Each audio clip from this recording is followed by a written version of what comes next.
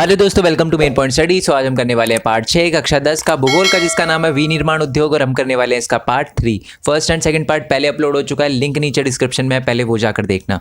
Okay जी। So last part में हमने पढ़ा था वस्त्र उद्योग के बारे में। वैसे तो हमने बहुत सारी चीज़ें पढ़ी थी, ठीक है। हमने देखा था कि उद्योग कितने कितने प्रकार के होते हैं। चलो इससे रिलेटेड ही मैं एक मार्क्स का क्वेश्चन आपसे पूछ लेता हूँ कि जो सेल है ना, स्टील अथॉरिटी ऑफ इंडिया, वो स्वामित्व के आधार पर किस उद्योग में आता है, किस प्रकार के उद्योग में आता है, ठीक है। वो आप मेरे को कमेंट बॉक्स में बताना, ज़रूर बताना, और पता होना चाहिए। और अगर नहीं पता तो दोबारा से सेकंड पार्ट जाकर देख कर आओ। ओके, तो लास्ट पार्ट में हमने वस्त्र उद्योग के बारे में पढ़ा था। अब हम वस्त्र उद्योग का ही एक प्रकार और पढ़ेंगे, जिसमें है सूती वस्त्र उद्योग, ठीक है। सूती पता है ना आपको, कॉटन का जो कपड़ा होता है, उसके बारे में हम पढ़ेंगे, ठीक है। और देखेंगे कि इंडिया में इसकी क्या कंडीशन है और इंडिया के अंदर कौन कौन सी परेशानियां हैं जो सूती वस्त्र उद्योग फेस कर रहा है, ठीक है। सबसे पहले तो मान लो सूती वस्त्र उद्योग की आपको डेफिनेशन आ गई, तो क्या लिखना है आपको, सीधा सिंपल, मैंने याद होगा आपको लास्ट पार्ट में वस्त्र उद्योग की जो डेफिनेशन बताई थी ना, उसी के आगे बस सूती लगा दो। सूती वस्त्र उद्योग मुख्यतः सूती धागा, सूती वस्त्र तथा सूती कपड़ों के डिज़ाइन, उत्पादन तथा वितरण से संबंधित होता है। ये सारे के सारे काम होते हैं ना सूती कपड़ा से रिलेटेड, तो हम कहेंगे सूती वस्त्र उद्योग के अंदर आते हैं सारी की सारी चीज़ें, ठीक है। प्राचीन भारत में सूती वस्त्र हाथ से कताई और हथकरघा बुनाई तकनीकों से बनाए जाते थे। मतलब है ना, बहुत टाइम पहले जब ब्रिटिशर वगैरह का इतना ज़्यादा नहीं था और मशीनें वगैरह नहीं थी, तो ज़्यादातर जो हमारा सूती वस्त्र था ना, वो भारत के अंदर हाथ से ही बनाए जाते थे, ठीक है। हाथ से ही कताई वगैरह की जाती थी। उसकी कताई का मतलब होता है रुई से धागा बनाना, ठीक है। और अगर हम बुनाई की बात करें तो उस धागे से कपड़ा बनाना। आई होप ये बात आपको क्लियर हो गई है। दोबारा से बता देता हूँ, कताई का मतलब होता है आपके रुई से धागा बनाना, और आपके बुनाई का मतलब होता है धागे से कपड़ा बनाना, ठीक है। तो ये पहले भी करी जाती थी, प्राचीन भारत में भी करी जाती थी। 18वीं शताब्दी के बाद विद्युतीय करघों का उपयोग होने लगा। औपनिवेशिक परंपरागत उद्योग को बहुत हानि हुई, क्योंकि हमारे उद्योग इंग्लैंड के मशीन निर्मित वस्त्रों से प्रतिस्पर्धा नहीं कर पाए। हुआ क्या, 18वीं सदी में आपको पता ही है कि अंग्रेज हमारे भारत के अंदर आ गए थे, और उस टाइम क्या हुआ था कि विद्युतीय करघों का उपयोग होने लगा था। यानी जो धागा बनता है ना, वो मशीनों से बनने लगा था, इलेक्ट्रिसिटी से चलने वाली मशीनों से बनने लगा था। और ये हुआ कहाँ पर, यूरोप में होने लगा था, ओके, इंग्लैंड में होने लगा था। तो वहाँ पर जो कपड़े बनते थे ना, वो बहुत सस्ते बनते थे और बहुत जल्दी जल्दी बनते थे। बट हमारे भारत में क्या था, हथकरघों से ही कताई वगैरह और बुनाई वगैरह होती थी, तो थोड़ा टाइम लगता था। तो इसी वजह से हमें बड़ी हानि हुई। हमारे भारत के अंदर जो कपड़ा बनाने वाले हैं ना, उनको बहुत हानि हुई, क्योंकि इंग्लैंड से बनी हुई चीज़ें जो आती थी, कपड़ा जो आता था, वो बड़ा सस्ता हुआ करता था, ठीक है, और वो जल्दी भी बन जाता था। तो ये प्रॉब्लम हम फेस कर रहे थे। आरंभिक वर्षों में सूती वस्त्र उद्योग महाराष्ट्र तथा गुजरात के कपास उत्पादन क्षेत्रों में सीमित थे। ज़्यादातर अगर हम बात करें ना शुरुआत के सालों में, तो हमारे जो सूती वस्त्र उद्योग थे ना, उसकी ज़्यादातर जो फैक्ट्रियाँ थी या उद्योग जो थे, वो महाराष्ट्र और गुजरात में ही सीमित हुआ करते थे। अब इसका रीज़न क्या है, उसके रीज़न ये सारे के सारे हैं, और ये मोस्ट इंपॉर्टेंट क्वेश्चन है, ज़रूर आता है। कपास की उपलब्धता, बाजार, परिवहन, पत्नों का मतलब होता है पोर्ट पता है ना, बंदरगाह की समीपता, श्रम, ठीक है, मतलब मजदूर वगैरह मिल जाते थे। नमी युक्त जलवायु भी अच्छी खासी मिल जाती थी कपास उगाने के लिए। आदि कारकों ने इसके स्थानीयकरण को बढ़ावा दिया। मतलब हमें कपास मिल जाता था गुजरात और महाराष्ट्र के इलाकों में, साथ में बाजार भी था, मतलब लोग खरीदने भी आते थे वहाँ पर। साथ में हम दूसरी कंट्री में भी एक्सपोर्ट करते थे, उसके लिए बंदरगाह वगैरह, पत्नों का मतलब होता है बंदरगाह, वो भी बड़ा पास पड़ते थे। आपको पता है ना, महाराष्ट्र और गुजरात दोनों की दोनों कोस्टल लाइन वाले है, वहाँ पर तट है, ठीक है। साथ में हमें श्रम भी मिल जाता था गुजरात और महाराष्ट्र में, और जलवायु भी अच्छी खासी थी, जिसकी वजह से यहाँ पर जो सूती वस्त्र उद्योग थे वो बहुत ज़्यादा थे। इस उद्योग का कृषि से निकट संबंध है, आपको पता ही है, ठीक है। जो कच्चा माल है हमारे सूती वस्त्र उद्योग में, वो कहाँ से आता है, वो अपने कृषि से ही आता है। इस उद्योग के कारण रसायन, रंजक, मील स्टोर तथा पैकेजिंग सामग्री और इंजीनियरिंग उद्योग की मांग बढ़ी है।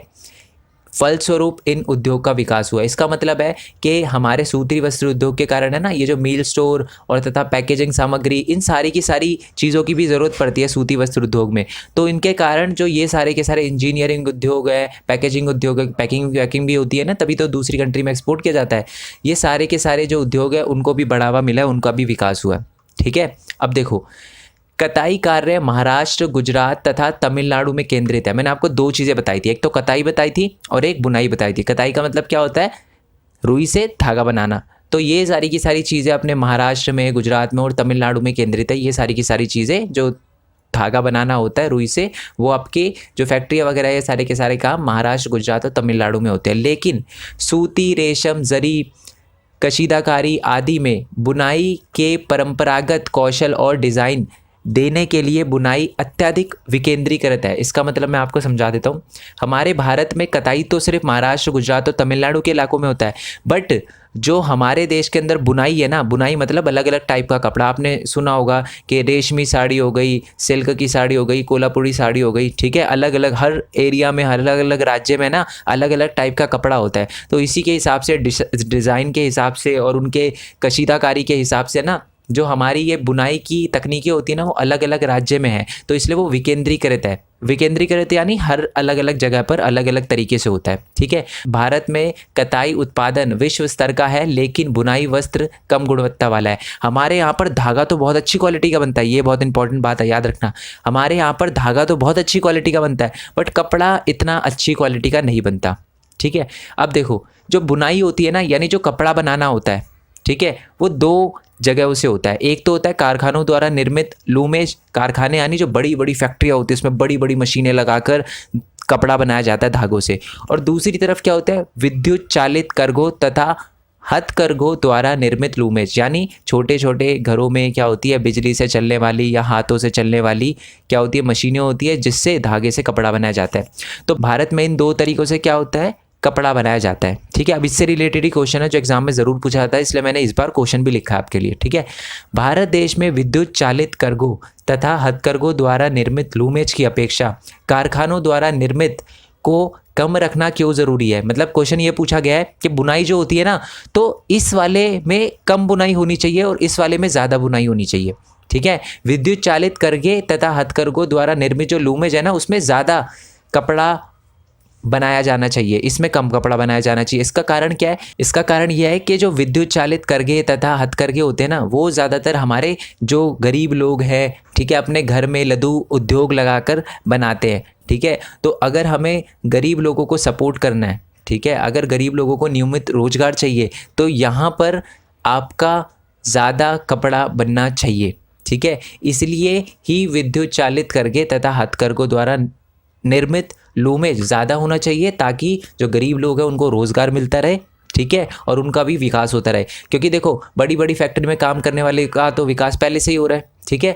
बट जो गरीब लोग हैं उनका भी विकास होता रहे, इसलिए विद्युत चालित करघे तथा हथकरघों द्वारा निर्मित लूमेज ज़्यादा होना चाहिए। ओके, यही दो रीज़न लिखे हुए हैं, ठीक है। ओके जी, अब मैं आपको बता दूं, भारत अन्य देशों में, जिसमें से जापान भी एक है, में सूत निर्यात करता है। यानी हमें ना जो धागा होता है ना, कॉटन का धागा होता है, कताई करने के बाद जो धागा बनता है, वो जापान में और भी अलग अलग देश में क्या करते हैं, एक्सपोर्ट करते हैं, यानी भेजते हैं, निर्यात करते हैं। बट पता है दिक्कत क्या है, दिक्कत यह है कि हमारे देश में अच्छी क्वालिटी का धागा तो बनता है, बट हमारे यहाँ अच्छी क्वालिटी का कपड़ा नहीं बन पाता, ठीक है। हमारी कताई जो होती है उसमें अच्छी क्वालिटी का धागा बनता है, बट जब कपड़ा बनता है ना, तो कपड़ा उतनी अच्छी क्वालिटी का नहीं बन पाता। यहाँ पर जो भी हमारी इकाइयाँ हैं ना, वो उस बढ़िया क्वालिटी का धागा उपयोग करके बढ़िया क्वालिटी का कपड़ा नहीं बना पाता, ठीक है। इसलिए हम क्या करते हैं, ज़्यादातर दूसरी कंट्रियों में अपने धागे बेचते हैं, ठीक है, और उस कंट्री से बना बनाया कपड़ा इंपोर्ट करवाते हैं, मंगवाते हैं, आयात करवाते हैं, ठीक है।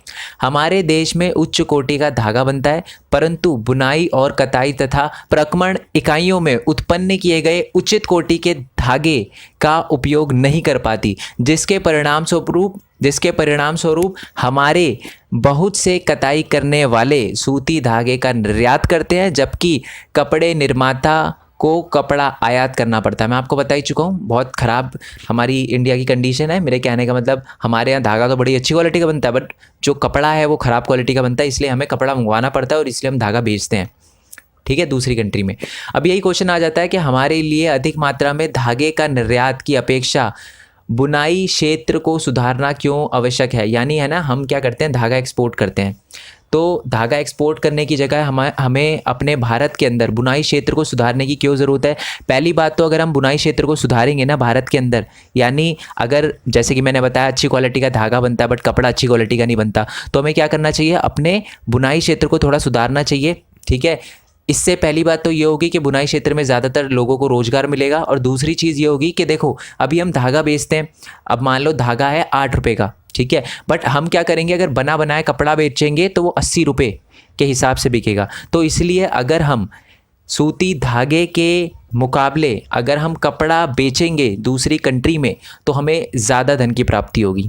ठीक है जी। और मैं आपको बता दूं, पहला जो सूती वस्त्र उद्योग है वो 1854 में मुंबई में लगाया गया था। इंपॉर्टेंट क्वेश्चन, 1 मार्क्स क्वेश्चन रट लो। ठीक है, ओके जी। अब क्वेश्चन ये आता है कि सूती कपड़ा उद्योग द्वारा सामना की जाने वाली परेशानियां, कुछ ऐसी परेशानियां हैं जो हमारी सूती कपड़ा उद्योग फेस कर रहा है। वो कौन कौन सी परेशानियां हैं? पहले तो पुरानी मशीनें, बहुत ही हमारी आउटडेटेड मशीनरी है। दूसरा अनियमित, ये त है अनियमित बिजली की आपूर्ति, यानी जो बिजली है वो हर टाइम नहीं रह पाती। जो आपको पता है ना, विद्युत चलित करघे भी होते हैं। अब जो छोटे छोटे घर हैं जहाँ पर विद्युत चलित करघे हैं तो वो पूरे 24 घंटे नहीं चला पाते क्योंकि यहाँ पर बिजली नहीं आती। ये बहुत बड़ी प्रॉब्लम है। तीसरा ये है कि सूती कपड़ा उद्योग दूसरे रेशा उद्योग के साथ प्रतिस्पर्धा का सामना कर रहा है।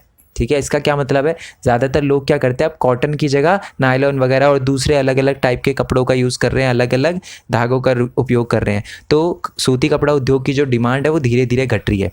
और सबसे मेन जो परेशानी है सूती कपड़ा उद्योग में वो ये है कि भारत के अंदर जो सूती कपड़ा उद्योग है उसमें जो सूत यानी धागा बनाया जाता है वो बहुत अच्छी कोटि का बनाया जाता है, परंतु जो कपड़ा है वो अच्छी क्वालिटी का नहीं बनता है। इसी की वजह से हमें कपड़ा दूसरी कंट्री से आयात करना पड़ता है। ये आयात है। ऑल्दो मैं जो नोट्स दूंगा ना डिस्क्रिप्शन में उसमें ये सारी की सारी चीज़ें सुधार दूंगा, डोंट वरी, बट इसमें आप देख लेना ये आयात है। ठीक है, भारत में उच्च कोटि का धागा बनता है परंतु उच्च कोटि का कपड़ा नहीं बनता, इसलिए हमें कपड़ा दूसरी कंट्री से मंगवाना पड़ता है। ओके, अब आते हैं हम पटसन उद्योग। पटसन आपको पता है ना, जूट, जूट आपको शायद पता होगा, जो रस्सियाँ होती है ना गोल्डन कलर की जो रस्सियाँ होती है वो पटसन यानी जूट से ही बनी हुई होती है। ठीक है, जो आपने चारपाई देखी होगी गाँव में तो वो भी पटसन से बनी हुई होती है।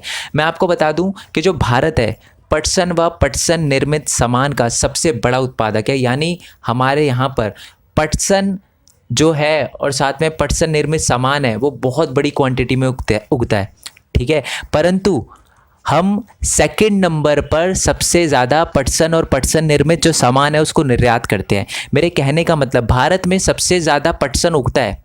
ठीक है, और पटसन से बनी चीज़ें भी बनती है। जैसे कि मान लो एग्जांपल देता हूँ मैं, भारत में ना 100 किलो पटसन उगता है। अज्यूम करो, ऐसे तो बहुत लाखों टन होगा बट मैंने सिर्फ 100 किलो लिया है एग्जांपल के लिए। अगर हमारे भारत के अंदर 100 किलो उगता है ना पटसन या उससे चीज़ें बनती है तो उसमें से जो 25 केजी है ना वो निर्यात यानी दूसरी कंट्री में भेज दिया जाता है। परंतु बांग्लादेश में क्या होता है, हमारे से कम यानी 75 किलो पटसन उगता है।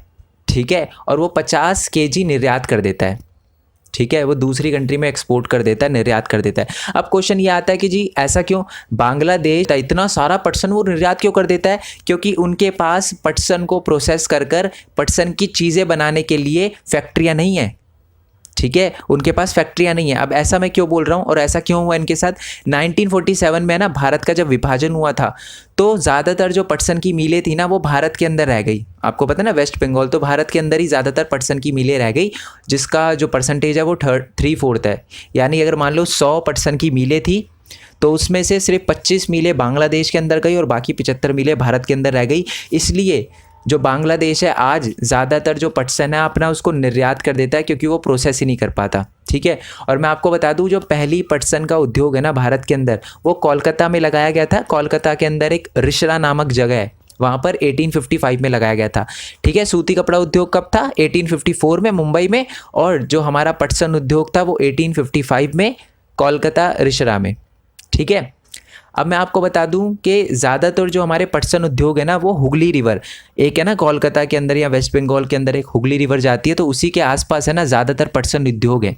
ठीक है, तो उसका क्या रीज़न है? पहला रीज़न तो ये है पटसन उत्पादक क्षेत्रों की निकटता। हुगली रिवर के पास ये ना बहुत सारे ऐसे एरिया है जहाँ पर जो लोग हैं वो पटसन उगाते हैं। ठीक है, तो पहली बार तो पटसन जो कच्चा माल है वो बहुत आसानी से मिल जाता है। ठीक है, तो इसी वजह से ज़्यादातर जो पटसन उद्योग है ना वो वहीं पर हुगली रिवर के पास ही है, क्योंकि हुगली रिवर के पास ही उत्पादन होता है किसका? पटसन का। दूसरी बात है सस्ता जल परिवहन, सड़क, रेल व जल परिवहन का जाल कच्चे माल का मीलों तक ले जाने में सहायक होना। इसका मतलब ये है कि ना हुगली रिवर के पास क्या है, आपको पता ही है रिवर है, तो आराम से एक जगह से दूसरी जगह जल परिवहन से जा सकते हैं। साथ में वहाँ रोड का जो नेटवर्क है और साथ में रेल का नेटवर्क है वो बहुत अच्छा खासा है। ठीक है। तो एक जगह से दूसरी जगह पटसन को बहुत अच्छी तरीके से ले जाया जा सकता है। तो इसी वजह से ज़्यादातर जो हमारे पटसन मिलें हैं, उद्योग हैं, वो हमारी हुगली रिवर के पास ही है। ठीक है। तीसरा रीज़न है कि कच्चे पटसन का संसाधित करने में प्रचुर जल। मैं आपको बता दूं, जो पटसन होता है ना, उसको उगाने के लिए बहुत ज़्यादा जल की आवश्यकता होती है, बहुत ज़्यादा पानी की आवश्यकता होती है। तो ऑब्वियसली बात है, हमारी जो हुगली रिवर है वहाँ से पानी मिल जाता है, तो इसी वजह से जो पटसन उद्योग है वो भी बहुत ज़्यादा वहीं पर है। ठीक है। ओके, जो नेक्स्ट रीज़न है वो ये है कि बिहार, उड़ीसा और यूपी से आने वाले सस्ते श्रमिक उपलब्ध होना। बहुत सारे ऐसे जो श्रमिक है जो बिहार, उड़ीसा और यूपी से आते हैं ना, वो सस्ते में काम करने के लिए रेडी हो जाते हैं। इसी वजह से हमारे हुगली रिवर के पास क्या है, बहुत सारे जो मिलें हैं वो उपलब्ध हैं। किसकी? पटसन की। ओके, नेक्स्ट रीज़न है कि आपको पता ही है कि कोलकाता के अंदर ये हुगली रिवर जाती है। ठीक है, वो कोलकाता के अंदर से ही जाती है। तो कोलकाता के अंदर क्या है कि बैंकिंग, ठीक है, अपनी बीमा की सुविधा वगैरह भी मिल जाती है। साथ में निर्यात करने के लिए पतन पता है ना, मैंने आपको बताया, बंदरगाह वगैरह की सुविधा भी मिल जाती है। इसीलिए हमारे जो पटसन उद्योग हैं वो ज़्यादातर हुगली रिवर के पास ही हैं। ठीक है, आई होप ये आपको अच्छे से क्लियर हो गया हो। अब हम देखते हैं कि जो पटसन उद्योग है वो किन किन चुनौतियों का सामना कर रहे हैं। पहली बात तो है उच्च दाम। मैं आपको बता दूं, पटसन जो है वो थोड़ा महंगा आता है। ठीक है, जूट से बनी चीज़ें थोड़ी महंगी आती है, जूट का बैग भी थोड़ा महंगा आता है, इसलिए लोग क्या करते हैं, ज़्यादातर उसको इग्नोर करते हैं। Second reason, Bangladesh, Brazil, Philippines, मिस्र तथा थाईलैंड जैसे अन्य देशों से कड़ी प्रतिस्पर्धा। इसका मतलब है जो कंपटीशन है वो बहुत ज़्यादा बढ़ रहा है। बांग्लादेश भी ज़्यादातर प्रोडक्शन कर रहा है और बेच रहा है। ठीक है, ब्राज़ील भी, फिलीपींस भी। तो कहीं ना कहीं हमें एक स्टिफ कंपटीशन फेस करना पड़ रहा है, बहुत ही ज़्यादा कड़ी प्रतिस्पर्धा फेस करनी पड़ रही है। तीसरा जो रीज़न है वो ये है कि वैकल्पिक वस्तुओं का होना। आज ज़्यादातर लोग जूट बैग का यूज़ नहीं करते, प्लास्टिक बैग की तरफ भागते हैं। ठीक है, क्योंकि वो सस्ता होता है। तो ये भी एक बहुत बड़ा रीज़न है, क्योंकि बहुत अलग अलग ऑल्टरनेटिव वैकल्पिक वस्तुएं हैं पटसन को लेकर। ठीक है, मतलब आपको अगर पटसन का बैग यानी जूट का बैग है तो उसके अलावा आपके पास प्लास्टिक बैग भी है, तो आप उसका भी यूज़ कर सकते हो। तो ज़्यादातर लोग पटसन का बैग नहीं खरीदते क्योंकि वो महंगा होता है, और उसका एक वैकल्पिक हमारे पास पहले से उपलब्ध है, तो क्यों खरीदें हम पटसन का बैग। समझ गए ना? तो यही सारी की सारी परेशानियाँ हैं जो हमारी पटसन उद्योग क्या कर रहा है, फेस कर रहा है। ओके, नेक्स्ट मैं आपको बता दूं, भारत में ना 2005 में भारत सरकार ने ये एक राष्ट्रीय जूट नीति बनाई, जिससे भारत के अंदर जो जूट उत्पादन है ना उसको बढ़ाया जा सके। ठीक है, जिसमें हमारी भारत की सरकार ने बहुत सारी चीज़ें बोली, जैसे कि आपको पैकिंग के लिए क्या है, पटसन वगैरह का उपयोग करना पड़ेगा, ये सारी की सारी चीज़ें बोली। और साथ ही में जो पटसन के अंदर, पटसन उद्योग के अंदर काम करने वाले जो फार्मर है उनको भी बढ़ावा दिया। ठीक है, ओके, अब बात करते हैं हम चीनी उद्योग के बारे में। चीनी एक कृषि आधारित उद्योग है। आपको पता ही है कि चीनी बनाने के लिए जो गन्ना आता है, जो कच्चा माल है, वो खेतों से आता है, तो वो एक कृषि आधारित उद्योग है। साथ ही में मैं आपको बता दूं, जो भारत है वो चीनी उत्पादन में सेकंड नंबर पर है। आपको पता है ना सबसे ज़्यादा चीनी कौन से देश में उगती है? ब्राज़ील के अंदर। लार्जेस्ट प्रोड्यूसर है शुगर का ब्राज़ील। ठीक है, उसके बाद भारत के अंदर उगती है। पर मैं आपको बता दूँ, गुड़ और खांडसरी के उत्पादन में ना भारत का प्रथम स्थान है। ओके, आई होप ये आपको क्लियर हो गया हो। इस उद्योग में प्रयुक्त कच्चा माल भारी होता है। ठीक है, जो गन्ना है वो बहुत भारी होता है। मेरे कहने का मतलब, आपको पता है ना कि 50-60 किलो चीनी बनाने में बहुत सारा गन्ना, 1 टन से ज़्यादा गन्ना वगैरह लगता है, तो बहुत ज़्यादा भारी होता है इसका जो कच्चा माल होता है। ओके, तथा ढुलाई में इसके सुक्रोज की मात्रा घट जाती है। मैं आपको बता दूं, गन्ने के अंदर है ना एक सुक्रोज की मात्रा होती है। तो जैसे आप काट देते हो, सुक्रोज है ना गन्ने को मीठा रखता है, तो जैसे ही आप गन्ने को काट देते हो ना, तो उससे है ना सुक्रोज की मात्रा कम होती रहती है, कम होती रहती है, कम होती रहती है। तो इसी वजह से जो बहुत सारी गन्ने की मिलें हैं ना, चीनी की मिलें हैं, वो आपके यूपी और बिहार में है। पता है क्यों है? क्योंकि यूपी और बिहार में बहुत सारा गन्ना भी उगता है। ठीक है, तो जैसे ही गन्ने को काटा जाता है वैसे ही मिलों में भेज दिया जाता है, तो इससे है ना जो गन्ने की सुक्रोज की मात्रा होती है वो बहुत ज़्यादा कम नहीं होती। इसी वजह से ज़्यादातर 60% से ज़्यादा मिलें जो हैं वो हमारे उत्तर प्रदेश और बिहार में हैं। ठीक है, और यह उद्योग मौसमी है। मौसमी का मतलब है कि ऐसा नहीं है कि गन्ना पूरे साल उगता है। ठीक है, गन्ना एक पता है ना आपको, खरीफ क्रॉप है। खरीफ का मतलब क्या होता है? जो बारिश के सीज़न में उगाई जाती है। तो ये एक मौसमी उद्योग है। ठीक है, अतः सहकारी क्षेत्र के लिए उपयुक्त है। सहकारी क्षेत्र आपको पता है ना, लास्ट पार्ट में हमने पढ़ा था, हमने देखा था स्वामित्व के आधार पे क्या होता है, एक सहकारी क्षेत्र भी होता है या सहकारी समितियाँ भी होती है, जिसमें क्या होता है कि उत्पादक और श्रमिक दोनों ही उद्योग का स्वामित्व करते हैं, वही दोनों स्वामी होते हैं। मेरे कहने का मतलब है, जो उत्पादक है, ठीक है, और जो श्रमिक है, वो ही उस उद्योग के मालिक होते हैं। याद है ना आपको? तो इसी वजह से, क्योंकि जो गन्ना है वो मौसमी सीज़न में उगता है, मेरे कहने का मतलब बारिश के टाइम में उगता है, वो एक मौसमी उद्योग है। तो इसी वजह से जो गन्ना उगाने वाले हैं वही लोग क्या करते हैं, अपनी फैक्ट्री लगा लेते हैं और उस फैक्ट्री के मालिक बन जाते हैं। ठीक है, तो इसी वजह से गन्ना एक सहकारी क्षेत्र में आता है, एक सहकारी समिति में आता है। ठीक है, पिछले कुछ वर्षों में इन मिलों की संख्या दक्षिण और पश्चिमी राज्यों में भी, विशेषकर महाराष्ट्र में बढ़ी है। मैं आपको बता दूं कि मैंने अभी बताया ज़्यादातर मिलें जो हैं वो बिहार और यूपी में हैं, बट अब जो क्या हुआ है कि ज़्यादातर मिलें महाराष्ट्र में भी लगने लगी है। इसके दो कारण हैं। पहले तो ये है कि जो हमारा महाराष्ट्र है वहाँ पर क्या है, जलवायु गन्ना उगाने के लिए बहुत सही है, अनुकूल है। दूसरा रीज़न ये है कि जो हमारी सहकारी समितियाँ हैं ना, वो दक्षिण और साथ ही में हमारे पश्चिम राज्य है, जिसमें से सबसे ज़्यादा इम्पॉर्टेंट है महाराष्ट्र। वहाँ पर क्या है, जो हमारी सहकारी समितियाँ हैं वो बहुत ज़्यादा सफल हैं, बहुत अच्छे से काम कर रही है। तो क्योंकि गन्ना एक सहकारी समिति में आता है, तो इसीलिए ज़्यादातर जो अब हमारे उद्योग हैं, चीनी उद्योग है, वो हमारे किस में, महाराष्ट्र में भी लगने लगे हैं। ठीक है, अब चीनी उद्योग की कुछ प्रमुख चुनौतियाँ मैं आपको बता दूं। चीनी उद्योग जो है वो कुछ चुनौतियाँ फेस कर रहा है, जैसे कि हमने जूट में देखा और साथ में सूती कपड़ा उद्योग में भी देखा। तो चीनी उद्योग भी कुछ चुनौतियों का सामना कर रहा है। उसमें से पहली तो ये है कि ये अल्पकालिक होना। ठीक है, चीनी उद्योग का अल्पकालिक होना। What do you mean by अल्पकालिक, यानी इसका जो टाइम है ना वो बहुत कम है। तो ज़्यादातर फार्मर ये सोचता है कि यार गन्ना ना उगा कर कुछ और उगा लो, कम से कम पूरे साल काम तो रहेगा उसके पास। तो ये एक बहुत बड़ी प्रॉब्लम है। दूसरा ये है कि पुरानी व असक्षम तकनीकों का इस्तेमाल, पुरानी मशीनरी हमारे पास, तकनीकें भी बहुत पुरानी हो चुकी है, तो ये एक बहुत बड़ी प्रॉब्लम है। तीसरा है परिवहन असक्षमता से गन्ने का समय पर कारखानों में न पहुंचना। परिवहन फैसिलिटी अच्छी नहीं है। तो मैंने आपको बताया था ना, जैसे आप गन्ने को काटते हो तो उससे सुक्रोज का लेवल कम होते रहता है। तो परिवहन अच्छा नहीं है, जिसकी वजह से गन्ना लेट पहुंचता है और गन्ने के अंदर से सारे सुक्रोज की मात्रा कम हो जाती है। ठीक है, और गन्ना मीठा नहीं रह पाता। तो ये भी एक बहुत बड़ी प्रॉब्लम है, क्योंकि परिवहन को अगर हम नहीं सुधारेंगे तो गन्ने के अंदर से सुक्रोज की मात्रा कम हो जाएगी और चीनी अच्छी क्वालिटी की नहीं बन पाएगी, ना ही जो गन्ना है वो मीठा रह पाएगा। ठीक है, नेक्स्ट पॉइंट है कि खोई का इस्तेमाल ना कर पाना। अब ये खोई का मतलब क्या होता है, जैसे कि आपने जो जूस बनाने वाले होते हैं, गन्ने वगैरह का जूस बनाने वाले होते हैं, उनके पास देखा होगा तो वो गन्ने को मशीन में डाल के जूस तो बना देते हैं गन्ने का, फिर जो बचता है ना जो उसका वो ढंग से इस्तेमाल नहीं कर पाते। मेरे कहने का मतलब उसको खाद वगैरह में प्रयोग किया जा सकता है और भी बहुत सारी चीज़ों में प्रयोग किया जा सकता है, बट वो इसको फेंक देते हैं ज़्यादातर। ठीक है, तो ये भी एक बहुत बड़ी प्रॉब्लम है, क्योंकि इसमें जो वेस्ट है वो ज़्यादा बन जाता है। आई होप आपको वीडियो अच्छी लगी हो। नेक्स्ट पार्ट में हम क्या करेंगे, हम जो अपने खनिज उद्योग है उनके बारे में पढ़ेंगे। आई होप आपको वीडियो अच्छी लगी हो। मैंने एक बात नोटिस करी है यार, बच्चे वीडियो देखते हैं, उनको अच्छी लगती है, बट वो चैनल सब्सक्राइब नहीं करते। तो डू सब्सक्राइब यार, आपके सपोर्ट की वजह से ही हम आगे बढ़ेंगे। तो चैनल को सब्सक्राइब करना मत भूलना, दूसरों के साथ शेयर करना बिल्कुल मत भूलना। नोट्स आपको नीचे डिस्क्रिप्शन में मिल जाएगा, जीपी लिंक में। अगर नोट्स डाउनलोड ना हो तो आप टेलीग्राम चैनल पर जा सकते हो। ऑल्दो मैंने वीडियो दे रखी है कि नोट्स कैसे डाउनलोड करने हैं, वीडियो देखने के बाद ट्राई करना। अगर ना हो तो आप टेलीग्राम चैनल पर चले जाना, वहाँ पर आपको PDF वगैरह मिल जाएगी। और साथ ही में यार सबसे इंपॉर्टेंट बात, मैंने एक न्यू चैनल बनाया, उसका लिंक आपको नीचे डिस्क्रिप्शन में मिल जाएगा। स्क्रीन पे दिख रहा होगा आपको, स्क्रीन में तो ये दिख रहा होगा कि 1000 सब्सक्राइबर हैं, बट उस चैनल पे 1400 सब्सक्राइबर हो चुके हैं। ऑल्दो मैंने अभी तक कुछ वीडियो भी नहीं डाली। ऐसा क्यों है मैं आपको बता देता हूँ, क्योंकि वहाँ पर मैं अपनी यूट्यूब जर्नी के बारे में बताने वाला हूँ और साथ ही मैं ये बताने वाला हूँ कि आप यूट्यूब से कैसे अर्न कर सकते हो। मेन इंपॉर्टेंट बात मैं यही बताने वाला हूँ कि आप YouTube से कैसे अर्न कर सकते हो, और भी बहुत अलग अलग प्लेटफॉर्म है जिससे आप अर्न कर सकते हो, तो उसके बारे में मैं आपको बताने वाला हूँ।